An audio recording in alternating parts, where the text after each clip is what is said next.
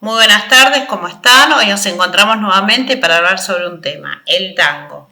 Pero el tango visto desde la expresión de la necesidad de un grupo, de un conglomerado, que habita en un lugar, en un tiempo y un espacio definido, que comparten códigos, intereses, modos de conductas, modos de actuar, gestos y que forman parte de un proceso histórico, pero que a su vez le van dando identidad a su propio grupo y se consolida de esta manera. Para este tema nos hablará el doctor Cafera desde la mirada como proceso social e histórico. Bien. Bueno, muchas gracias. Hoy nos vamos a referir al tango, la música del pueblo de Buenos Aires que pasó a ser recuerdo. El tango fue la música del pueblo de Buenos Aires y de Montevideo, aunque nos vamos a referir específicamente al primero, desde la postrimería del siglo XIX, tuvo su apogeo entre las décadas del 20 y del 50 del siglo pasado, y luego del golpe militar del 55, de 1955, y una prolongada agonía, pasó a ser recuerdo hacia el parteaguas con el siglo XXI. Intentaremos definir al tango como género musical y música popular que acompañó la vida de las masas asalariadas y marginales y cómo fue derrotado. La nación argentina y el Estado se organizan hacia 1880, con la mirada y la sumisión en Inglaterra fundamentalmente y en lo cultural hacia Francia y en particular hacia París. En sus teatros, música clásica y ballet. En sus salones, baile de parejas separadas, como el minuet y la contradanza. Simultáneamente se gesta el tango a través de la última mitad del siglo XIX y adquiere forma hacia 1895. Acerca de los orígenes del tango existe una versión dominante que expresa intelectuales del primer nivel del establishment, como Borges, que asegura que sus asesores le aseguraban un hecho esencial, el origen del tango en los lupanares. También Leopoldo Lugones, en esa línea, que habla de reptil de lupanar el tango, de origen prostibulario, y incluso Manuel Gálvez, el escritor, que lo tilda de guarango, repugnante, feo y artístico. Una posición de los sectores dominantes que, además, adoptaron muchos historiadores muy importantes del tango. Nosotros pensamos que el tango surgió como un producto eminentemente popular, comunitariamente forjado por los trabajadores humildes del proletariado urbano y los elementos marginales que la estratificación social rioplatense había desclasado y arrojado en las orillas. Ese tango fue bailado efectivamente por mujeres que se dedicaban a la prostitución en la calle y en los prostíbulos, y por compadritos. Pero también fue bailado por los carreros, los feriantes, los basureros, los peones de barraca. Fue la música de los muchachos y las muchachas en los conventillos, también de las costureras y planchadoras. También se escucharon en las guitarras, en los corralones, en los organitos, e incluso en la guampa, la corneta de guampa de los tranviarios, que anunciaban su paso en las esquinas, ¿no? El paso del tranvía. Bueno, su origen en la gran aldea, en aquella gran aldea, a fines del 19, estuvo en su periferia, fundamentalmente en la zona sur, en La Boca, Constitución, lo que es hoy Parque Patricios, en Barracas al Sur, que ahora es Avellaneda, y Sarandí. En aquellos barrios abundaban los trabajadores, trabajadoras y malegos, habitantes de corrales y conventillos, donde había una incidencia muy grande de hombres solos llegados en los grandes barcos para sentarse y luego traer a su familia en calidad de golondrinas o temporeros. Con ellos, el tango atravesó los puertos, los cuarteles y bodegones, los picaderos de circo y los patios de los prostíbulos.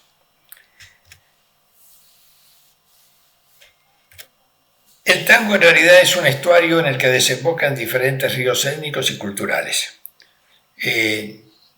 Todos son emigrantes, no había originarios en estas tierras, los originarios habían sido eliminados durante la conquista y el trabajo ese fue terminado por los criollos que se quedaron con las luchas posteriores a la lucha de la independencia.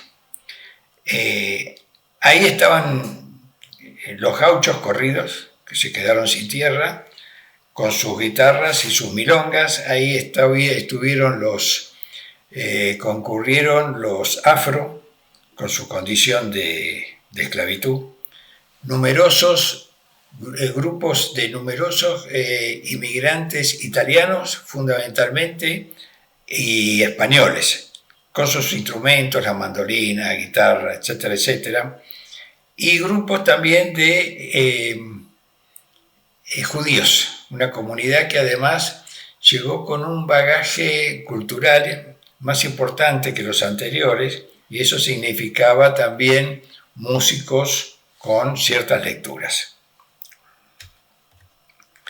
El contenido y la estética del tango estuvo determinado por estos grupos, que realizaban un trabajo muy rudo, muy poca tecnología en aquel entonces, y trabajo en los corralones, trabajos en las curtiembres, en los mataderos, en el puerto.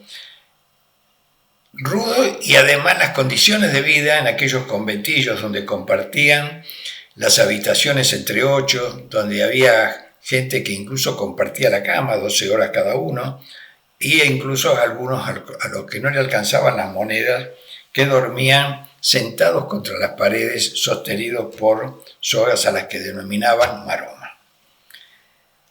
Se expresaron entonces distintas formas musicales y dieron lugar a una música entrecortada, saltarina, zumbona, cachadora, que fue adquiriendo forma, sobre todo cuando llega el bandoneón y le da forma, prolonga los sonidos, le da un criterio musical más sinfónico, y va adquiriendo entonces el compás del 2x4, que es lo que caracteriza al tango como forma musical, ¿no es cierto? Con esto ya por el 1895 se constituye lo que conocen los estudiosos de esto como la Guardia Vieja, con músicos intuitivos, músicos que no tienen estudios y que van avanzando, descubriendo e inventando esta música.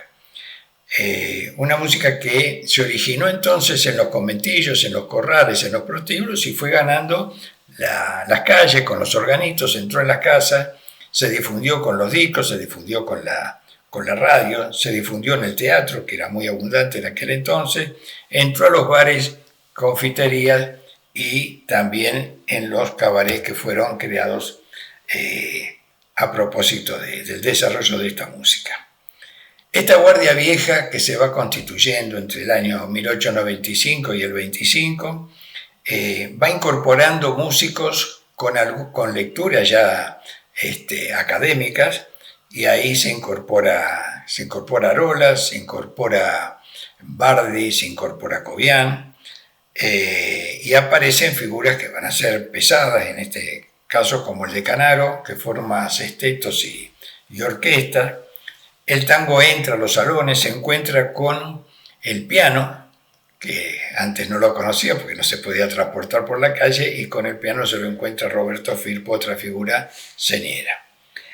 Hacia 1917, Carlos Gardel canta el primer tango canción, que fue Mi Noche Triste. Podemos decir que esa es la fecha en que se inventó el tango, porque a partir de Gardel miles y miles de cantores lo tuvieron como referente. Él no tuvo ningún referente, no existía. Y entonces tuvo que darle forma. Y él trabajó mucho para encontrar su voz, para construir su voz y además para adaptarse a las formas más avanzadas de la tecnología de aquel entonces, como fue el cine sonoro a partir del año 30. ¿No es cierto? Estamos hablando de Gardel, cuyo origen está en el abasto. Y podemos reconocer en él que por imperio de su voz, su mensaje resultó memorable.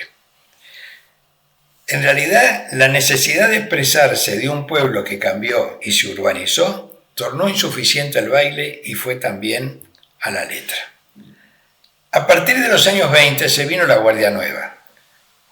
Un par de características que me parecen importantes es que Gardel comienza a frasear, es decir, a descomponer los compases en varias fracciones, y también lo hace con su bandoneón Mafia. Esto es característico de esta música, el fraseo. Ya abundan los estetos con dos bandoneones, dos violines, piano y contrabajo. Y Julio De Caro inventa el arreglo orquestal, porque hasta ese momento todos tocaban la misma melodía y el mismo compás, ¿no? Esto permite amalgamar mejor a las orquestas y el lucimiento de cada uno de ellos. Hacia los años 20 se produce un auge literario acá en la Argentina, que lo expresan fundamentalmente el Grupo Florida o Martín Fierro, que se reunía en las calles céntricas de Florida, Maipú, de importantes escritores y poetas, el Grupo Boedo, tenido como más proletario, digamos, vinculado a la editorial Claridad, y la Peña de Artes y Letras en el Tortonio, motorizada por Filiberto y Quinquela Martín, que tuvo una importancia muy grande en el desarrollo del tango acá en Argentina. En esa situación comienzan a entreverarse los letristas y los poetas del campo, del tango. Al respecto, tenemos que decir con el poeta Mandrini que los letristas en el tango son los que abundan, son el 95% de ellos. Dice, el tema es que el tango tiene que contar en un lapso de 3 minutos una historia que además tiene que ser comprendida y aceptada por miles y miles de argentinos. Entonces, no da a veces para el alto vuelo literario. Y los poetas son pocos entonces, pero ya aparecen en esa década del 20, Mansi, con 17 años, que escribe Viejo Ciego, y Discépolo con Qué Bachachero. Es muy interesante lo de las letras de los tangos, porque en realidad todas las peripecias que a uno se le puede ocurrir, las peripecias humanas, están ahí volcadas. Borges decía que se podía escribir otra comedia humana con las letras hablando de la obra de Balzac, con las letras de los tangos. Un hecho a resaltar es que algunos letristas y poetas del tango van a la denuncia de las injusticias sociales. Tenemos que pensar que acá la enorme mayoría de los poetas y de los músicos del tango fueron pobres y un poco más que pobres, pero no mentan en las letras ni las causas ni el remedio. Un capítulo es el de las mujeres trabajadoras de la cultura que dieron pelea con esa doble carga, con esa doble mochila que tenían ellas de ser mujeres y ser pobres. Y eso de ser mujeres fue pesado en los inicios en el tango, tal vez lo pueda expresar un par de letras de Villoldo, allá por el 900. En una dice que al hacerle la encarada, la afilió de cuerpo entero, asegurando el puchero con el vento que dará. Es decir, está hablando un caficio, ¿no? Y en otra, él escribe: estando en el bolín, polizando, se presentó el mayorengo. A portarlo en cana vengo, su mina lo ha delatado. Bueno, está claro, ¿no? Ahí estuvo Paquita Bernardo con el bandoneón, Azucena Maizani, la Tita Merelo, que fue peoncita, boyerista en el campo, y a los 19, siendo ya bailarina, pudo recién adquirir la lectura y la escritura. Lágrimas Ríos, de origen esclavo, los padres fueron esclavos en el Uruguay, y las famosas orquestas de señoritas. En el 30 se estrena acá una película que se llama Los Tres Berretines. Los berretines eran las pasiones de ahora. Y las pasiones en aquellos años 20 primero fueron el fútbol, el tango y la radio. La radio, que fue muy precoz en el desarrollo en el mundo, acá en la Argentina, ayudó a difundir el tango porque lo metió en cada casa, en cada lugar de trabajo. Cuando se hace la película, cambian la radio, por razones obvias, con las películas del sueño mudo, y entonces Los Tres Berretines, que fueron reales acá en estas décadas a las que nos estamos refiriendo, se le agrega el cine. El bandoneón y el tango se fueron hermanando, se fueron hibridando, y se fue conformando la nueva guardia, la guardia nueva, y para entrar en los años 40, que fueron los años más importantes en el desarrollo del tango. El primer bandoneonista importante de nivel fue Eduardo Areolas.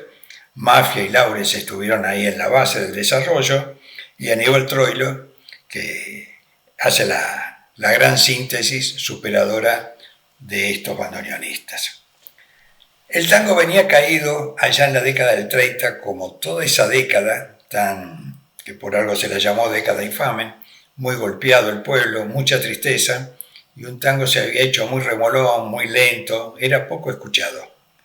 En 1935 detona el tango, con Juan D'Arienzo, que con su pianista Rodolfo Biaggi va a un tango mucho más rápido. Cambia el 2x4 por el 4x4, se acelera, y esto entonces posibilita, estimula a los bailarines, ¿no? En realidad, en el 35 comienza la década famosa, la década del 40, que es una década de 20 años, pues se extiende hasta el 55. D'Arienzo decía que el tango es ante todo ritmo, fuerza, carácter, y reivindica el tango antiguo, el de la guardia vieja. Durante la década infame, lo más característico son las orquestas típicas. Orquestas típicas muy importantes, y decenas de orquestas típicas de primer nivel, profesionales, y centenares de orquestas en los barrios. El detonante, como mencionábamos, fue Juan D'Arienzo. Podemos decir que la esencia de esa década infame fueron Troilo y Pugliese, y en el podio Carlos Di Sarli, Alfredo Gobi, Horacio Salgán, Miguel Caló, y un solista, que primero fue cantor de orquesta, que fue Alberto Castillo. Bueno, vuelvo al pueblo de la ciudad de Buenos Aires, aquel pueblo marginal que con los años constituyeron la argamasa que transformó la gran aldea en una gran ciudad. Hacia 1950 la Argentina era ya una gran ciudad con su 9 de julio, la más ancha del mundo, decían los porteños. Ya se había ensanchado la calle Corrientes, y se había inaugurado el obelisco.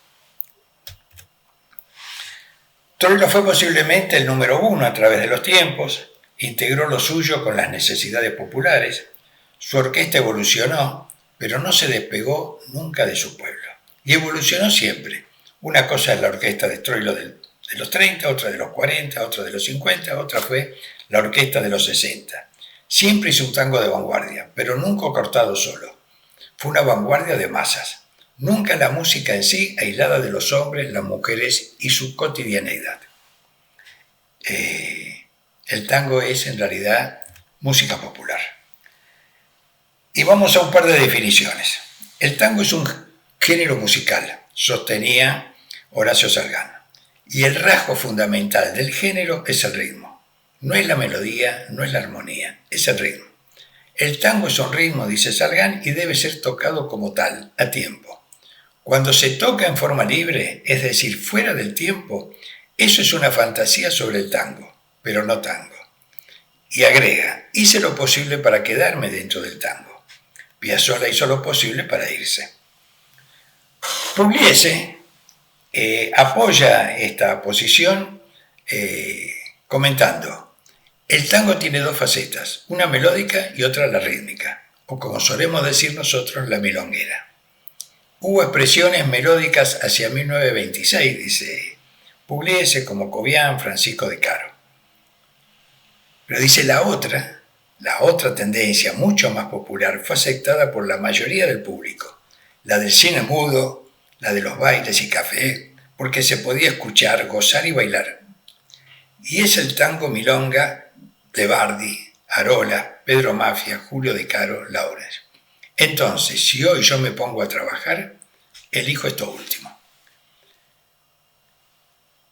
Un tercer comentario que me permito traer es el de Barenboim, que afirmaba, la clave del encanto del tango está en esa tensión permanente entre su rigidez rítmica, que es lo primero que rescata, la rigidez rítmica, y su gran flexibilidad melódica, que se mantienen independientes. Bueno, Horacio Salgán también recuerda una cosa importante para lo que vamos a ver ahora, que es la parte final.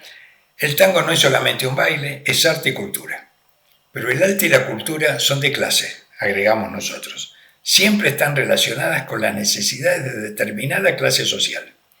El tango es música popular que en Buenos Aires tiene como principal base social a los trabajadores asalariados y su familia.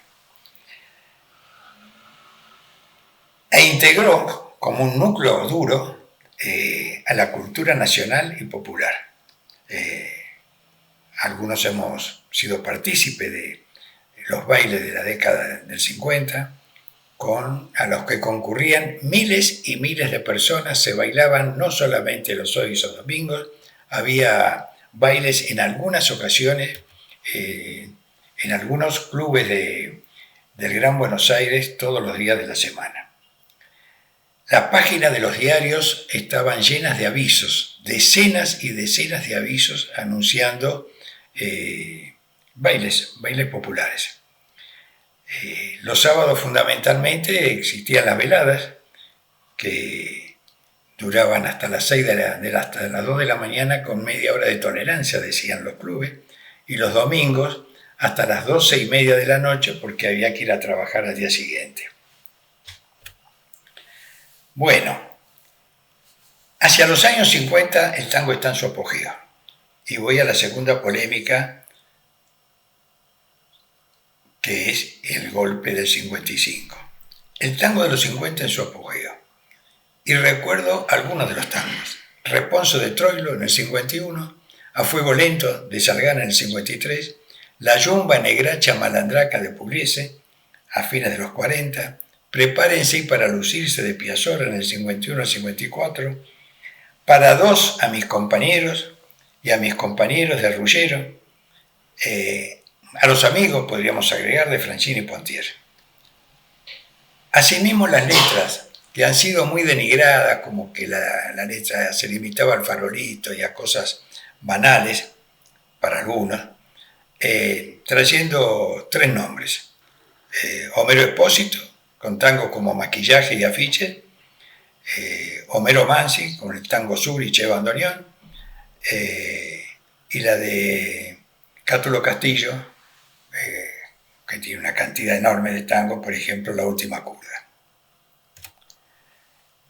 Las edades de los músicos y de los letristas de primer nivel oscilaba alrededor de los 43, 44 años. Acá traemos una cantidad de ejemplos. La Tita Merelo en Mercado de Abasto, que se la firmó en el 54, era de 30 y pico años. Goyeneche tenía 29. Por lo tanto, no estaba perimido el tango, ni mucho menos. Y en junio de 1955 se produce el bombardeo a la Casa Rosada y a la Plaza de Mayo como prolegómenos del golpe militar que desplaza al gobierno constitucional. Centenares de muertos, fusilamientos, etcétera, etcétera, y un golpe a la cultura nacional y popular muy, muy importante. Y en el centro, el golpe fue hacia el tango. 1955, represión y cárcel a la cultura popular. Y ahí, presos, Tormo, aunque no era del tango, pero estaba muy vecino, Mauré, César Amodori, que fue actor de muchos tangos, además fue un reputado director de cine, Yola Luna, Castillo, Hugo del Carril, Tita Merelo, Cátulo Castillo preso, Govelo preso, que fue luego fundador de la Academia del Lunfardo, aprovechó los 2 años que estuvo preso por tanguero, no se le achacó ninguna otra cosa para escribir un libro sobre historia de los ladrones. Bueno, a partir del 55 hay una política muy dirigida para liquidar el tango. Por un lado, las condiciones económicas se ensombrecen para el pueblo, muy difícil mantener las orquestas, y además hay una persecución directa a los intérpretes. Hay una nueva ley de radiodifusión, se proscribe durante un tiempo, las transmisiones de los tangos, y entonces se van transformando primero las orquestas en quintetos, en sextetos, en cuartetos, en dúos, van desapareciendo, y ya a fines de los 50, en los 60 desaparecen los bailes más numerosos, que son reemplazados en el mejor de los casos por los café-concert.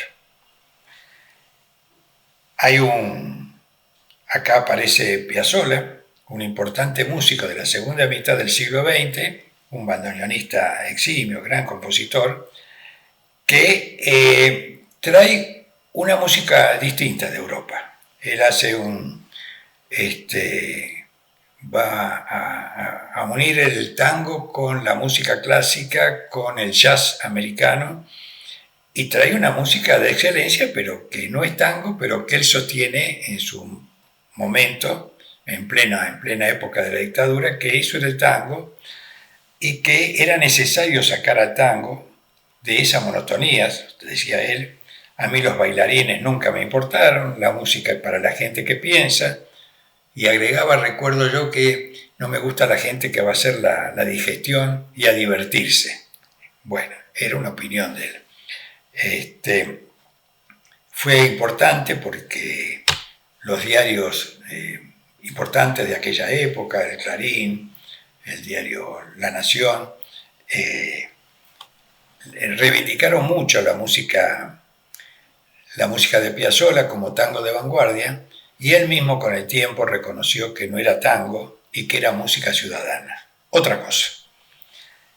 Junto con Piazzolla viene Horacio Ferrer, tal vez el más importante poeta de la denominada música ciudadana de los últimos años, de las últimas décadas. Su poesía era llamativa, innovadora, y fue a la hibridación con la música de Piazzolla. En una poesía de él, que es un hombre que se fue a vivir en el año 76, cuando llegó la dictadura, al Alvear Palace Hotel, donde residió durante 40 años hasta su muerte, que no tenía nada que ver con las masas populares del pueblo, ¿no? Tal vez el más afrancesado de todos los edificios de la capital federal, y además sus vecinos no eran los vecinos de un barrio, sino eran los turistas que pasaban y se recambiaban cada 2 días ahí. Él escribió estas letras que llamó La Recoleta, donde él vivió. Él eligió ese lugar para vivir en el mundo, ya que era de origen uruguayo, Y él dice: la Recoleta, Champs-Élysées en porteño. Vos fuiste un incendio de magnolias. Yo fui Jacques Prévert en la Plaza Francia, y el desván que decoraba tu cariño, calle Ayacucho mirando al río y su confín, polvo de abril, alba de amor. Por Recoleta va mi juventud, como un eclipse en un cuadrito azul y el guante triste del adiós. En 1956 desembarca el rock en Buenos Aires con Elvis Presley. En realidad no desembarca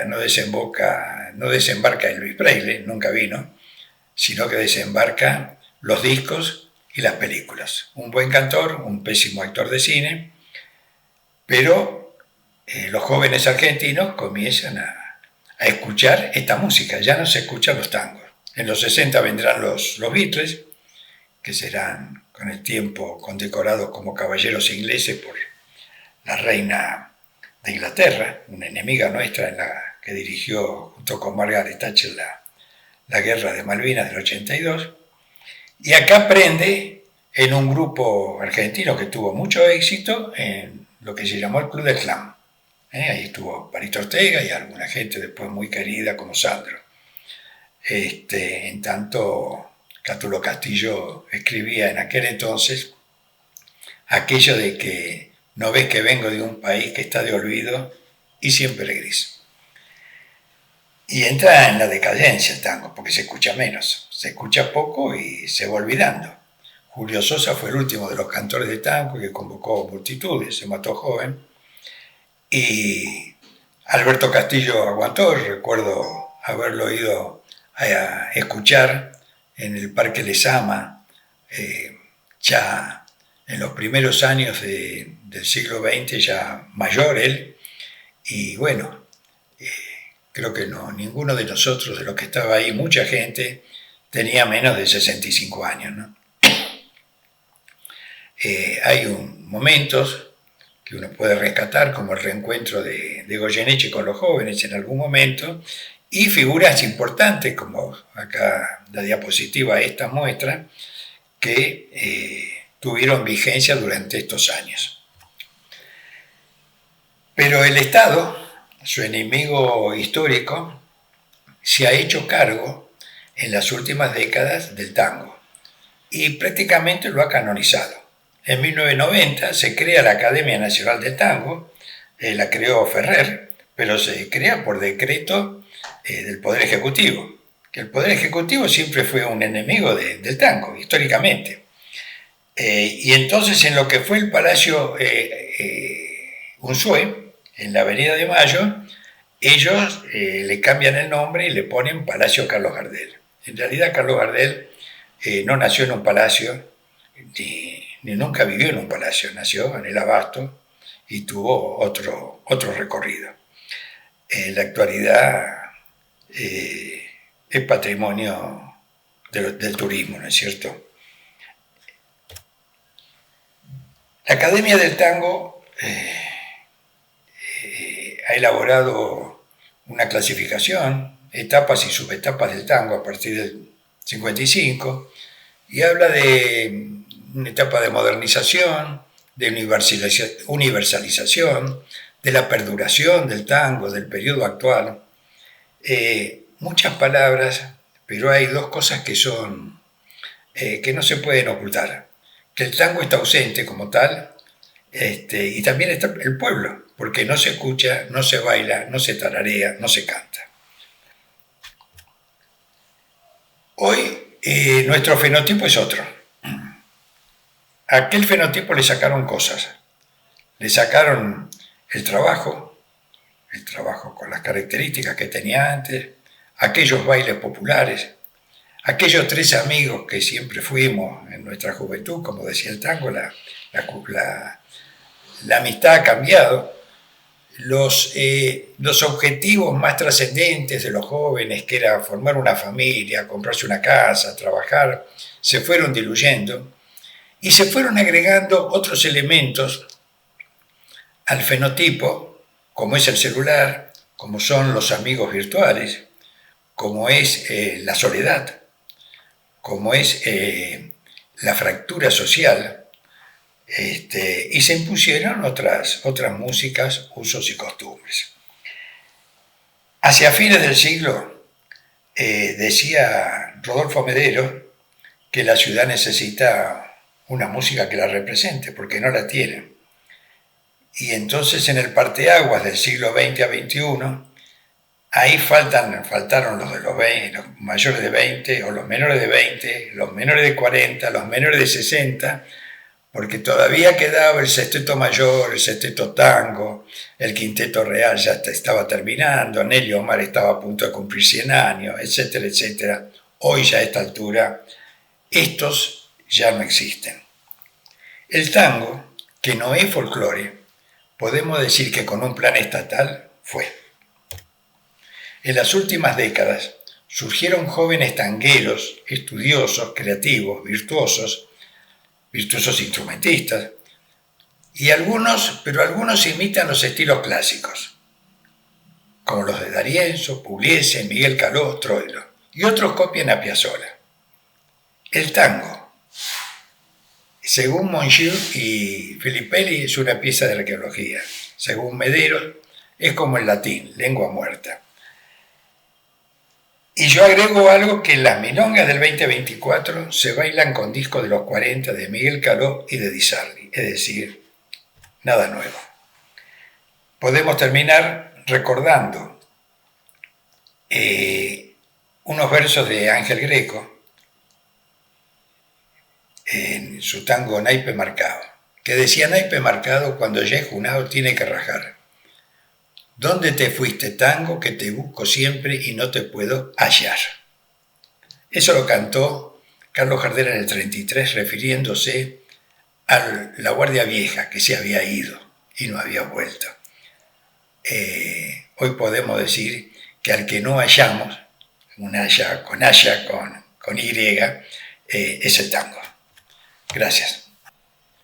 Bueno, después de haber escuchado todo este recorrido histórico, de esta expresión artística, de este género musical, a mí me queda una pregunta, ¿no? Y tras haber entendido que en este momento se tiene el recuerdo de aquel tango, la transformación o la desviación de ese mismo tango. La pregunta que le haría al doctor sería: ¿cuál sería la música de Buenos Aires en este momento? Decíamos con Medero que Buenos Aires está necesitando su música, siendo que no la tiene. Yo tengo que recordar que el recorrido trágico desde el punto de vista de la música popular, a partir del golpe del 55, que fue muy duro en lo cultural y en particular con el tango. Hubo 20 años de sucesivos golpes militares, reaccionarios, que fueron en esa misma dirección, y de resistencia, pero no se pudo evitar el terrible golpe de la dictadura del 76, que profundizó toda esa situación. Y aunque se la pudo detener por la resistencia del pueblo, hubo negociaciones de la dictadura en su retirada con los dirigentes de los partidos mayoritarios en este país, y eso trajo como consecuencia las cosas que nosotros conocemos. En el futuro, los procesos de hiperinflación, de desocupación, de reducción de salarios, que culminan con las luchas que llevan al 2001, y la pueblada, que mejora la situación de manera relativa, pero no alcanza. Y en este último cuarto de siglo se estructura la pobreza en este país, una situación que nosotros no conocíamos de antes. Acá 2 de cada 3 argentinos son pobres y el 7 de cada 10 jóvenes son pobres. Digo esto, y a esto entonces tenemos que agregar que el deterioro se da también en la cultura. Y fíjense que en este momento, ¿qué es lo que se escucha? ¿Qué es lo que se baila? ¿Qué es lo que se canta? Acá mandan los auriculares, y lo que llega por los auriculares son cosas extrañas. Como dirían en mi barrio, cualquiera, digamos, ¿no es cierto? Es música que no responde a las necesidades y no se genera en las entrañas del pueblo de Buenos Aires como había sucedido con la música que nosotros comentábamos. En estas circunstancias, en estas condiciones, es que nuestros músicos y nuestros poetas hacen sus labores en la actualidad. Hay muchas expresiones y muy buenas, pero por ahora son parciales. Es decir, no se ha avanzado como puede ser la cumbia villera, como pueden ser los símil D'Arienzo, los símil Troilo, los símil Miguel Caló, incluso los símil Piazzolla. Pero no alcanza, son expresiones parciales, muy valederos, pero esa es la situación en que nosotros estamos. Esa es la respuesta que yo puedo darte. Bueno, me parece que como conclusión cierra todo un proceso que venimos escuchando y que por supuesto puede abrir para otros nuevos caminos de pensamiento sobre este tema. Así que bueno, gracias doctor y será hasta el próximo encuentro. Gracias. Bueno, si estos temas les están gustando, les está agradando, estaría bueno que se suscriban al canal, que nos den el me gusta o no me gusta, que pongan las comillas en algún comentario donde les parezca importante. Hasta el próximo encuentro.